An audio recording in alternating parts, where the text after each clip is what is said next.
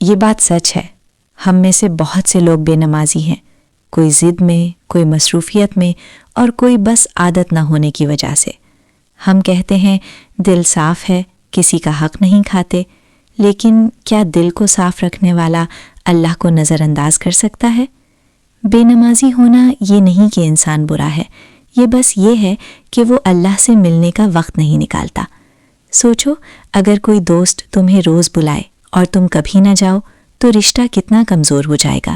نماز اللہ سے ملاقات ہے، اور ہم اس ملاقات کو ٹالتے رہتے ہیں۔ ایک شخص تھا جو کہتا تھا جب حالات ٹھیک ہوں گے نماز شروع کروں گا، لیکن حالات کبھی ٹھیک نہ ہوئے، کیونکہ نماز حالات ٹھیک ہونے کا ذریعہ تھی۔ بے نمازی کے دل میں بھی دکھ ہوتا ہے، وہ بھی رات کی تنہائی میں سوچتا ہے کہ کچھ تو کمی ہے، کچھ تو خالی پن ہے۔ وہ خالی پن پیسہ نہیں بھر سکتا، لوگ نہیں بھر سکتے، وہ خلا صرف سجدہ بھر سکتا ہے۔ نماز کامل لوگوں کے لیے نہیں، نماز ٹوٹے ہوئے لوگوں کے لیے ہے۔ اگر آج بھی دل میں ذرا سا خیال آئے کہ اللہ کو یاد کرنا چاہیے، تو سمجھ لو یہ اللہ کی طرف سے بلاوا ہے۔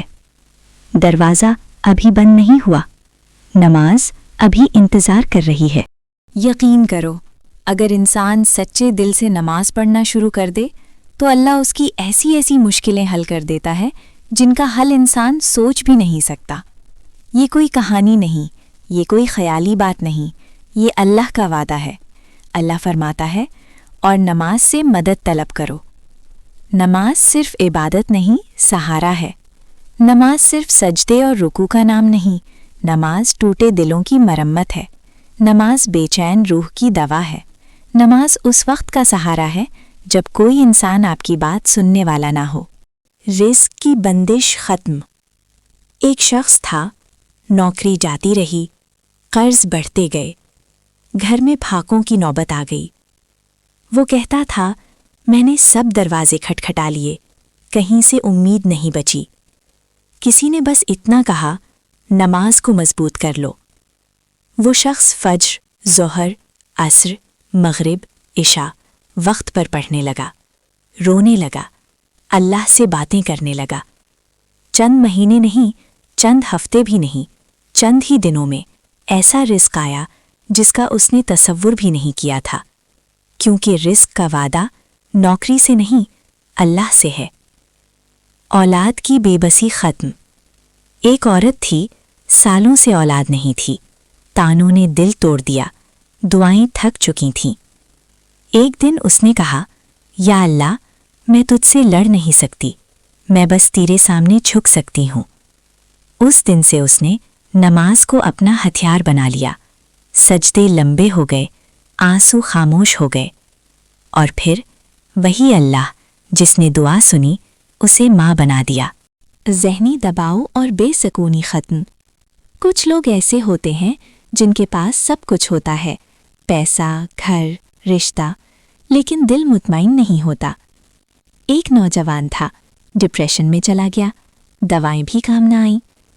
کسی بزرگ نے کہا، نماز کو وقت پر پڑھو اور سجدے میں دیر کرو۔